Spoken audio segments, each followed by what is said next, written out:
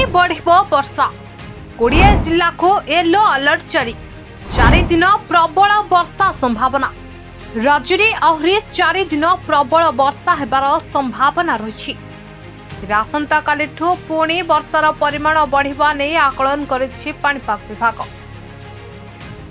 आज प्रबल वर्षा पई 20 जिला को येलो अलर्ट जारी करिछि पाणीपाग केन्द्र। विशेषकर उपकूल उत्तर और पश्चिम समेत आभ्यंतरीण ओडिशा रे वर्षा हेबा नै अनुमान करिछि पाणीपाग विभाग।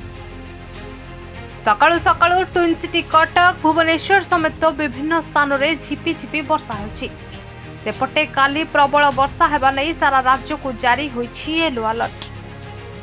केन्दुझर मयूरभंज रायगड़ा और कोरापुट जिले में भीषण वर्षा हो पारे। सेही भले सेप्टेम्बर 1 तारिख रे भी सारा राज्य रे प्रबल वर्षा हेबो।